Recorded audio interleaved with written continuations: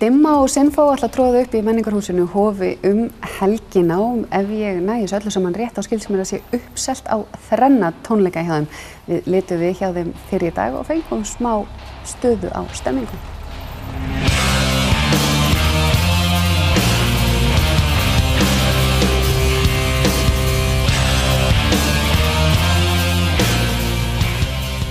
Það stendur greinilega mikið til hérna á stóra sviðinu í Hofi. Dimma og Sinfóníuhljómsveit Norðurlands að fara að stíga á stokk. Hvernig gerðist þetta? Hvers vegna fór þetta alltaf af stað? Ég veit það ekki. Þú veist það ekki? Það var einhver... Hringdi einhver í einhvern og einhver svaraði og einhver sagði já. Ok, þá ætla ég að tala við þá sem að þekki þetta allt saman. Já, þetta gerðist nú eiginlega bara á djamminu, sko. Við hérna... Á þesta sem ég veit ekki. Já, nákvæmlega. Þú varst farin að sofa. Já.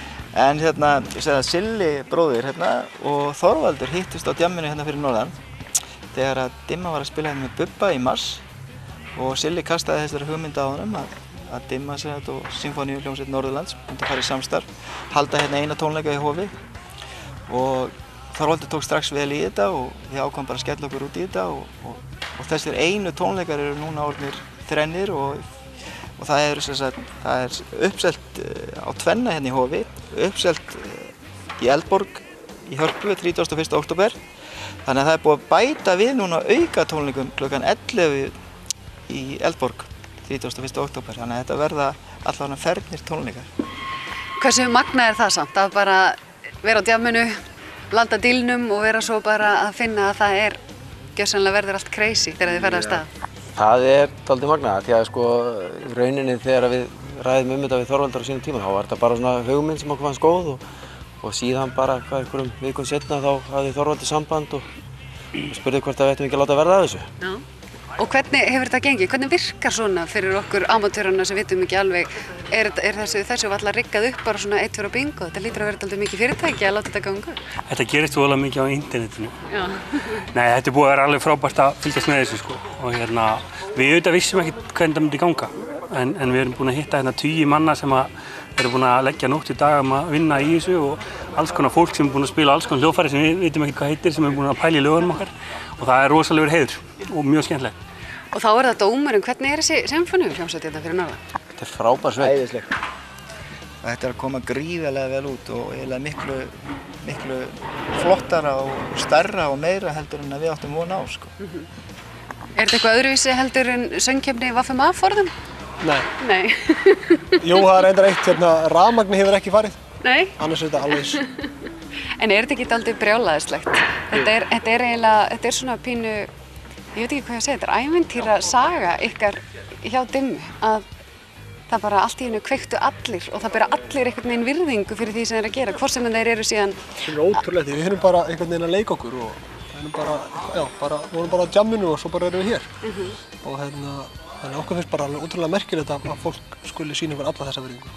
En er það ekki bara málið? Þegar fólk það sé alltaf að gera það sem það hefur ástríðu fyrir sjálft og er ekki að reyna að setja sig í einhvern annan búning, þá einhvern veginn virðist þetta virka. Eða er ég að miskilja þetta? Nei, ég held að það sé líka lykillinn en það má heldur ekki gleyma því að það er gríðarleg vinna á bakvið þessa velgengni, sko. Við erum búin að spila sennilega meira heldur en flest önnur bönd á Íslandi síðustu árin og það er varla hægt að finna smábæ hérna á landinu sem við höfum ekki spilað annarkvort í bænum eða rétt hjá. Þannig að það er nú held ég stór partur af þessu. Þannig að þetta er líka vinna? Já. Þetta er bara djamm, sko. Þetta er ekki bara djamm, nei.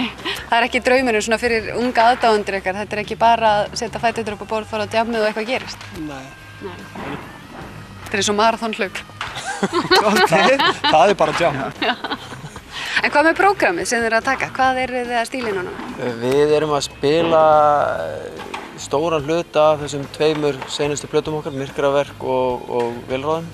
Sem tökum við eitt af annarri plötun okkar, Stigmata, og eitt af fyrstu plötunni sem er samnefnd hljóðunstinni. Og húsið sjálft, er það að ráða við þessa tónlist? Sjáum til. Nei, þetta er frábært hús og þetta er svona eins og í Stuðmannamyndinni, maður hefur ekki séð hús sem er svona lítið utan og stórt að innan, sko. Maður svona fattar ekki alveg þegar maður sér þetta, sko. En þetta er frábær salur og ótrúlega góð vinnuaðstaða og flott fólk sem vinnur þetta.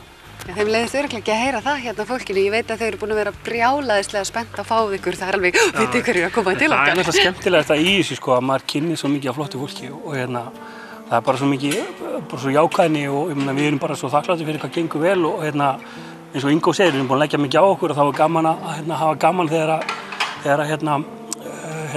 vel gengur og við náttúrulega notum okkur og temjum okkur einhvern orð Ísnaflugs, það er bannað að vera fáiði sko.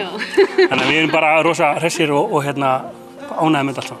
Ég veit að við út á landi erum ógeðslega kátt líka með að þið séu að starta þessu hérna á Akureyri í höfuðstaðnum en ég get eiginlega ekki sleppt þér aðeins að við ræðum aðeins þennan míkrafónstand. Já, hvað viltu vita? Hvar, þú veist, hvað gerðist? Sko, fyrir fyrstu útgáfutónleika sem ég spilaði með Dimmu á fyrir 3 árum eitthvað, þá smíðuði ég og Alli vinur minn stand. Það var svona bara kvatvísis hugmynding fyrir hádegi að græja það. Ég fór bara í húsmiðinu, keypti fullt af keðjum og suðum þetta saman í einhvern bunka og útkoman var svona einhvers konar hrúga. Svo gaf ég hann þann stand var svona uppboð, mótumars. Já.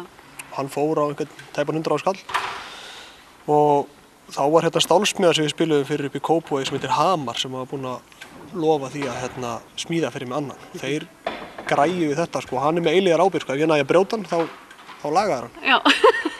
Það hefur ekki tekist sko, en ég er búinn að brjóta svið. Já. Það er ekkert mál.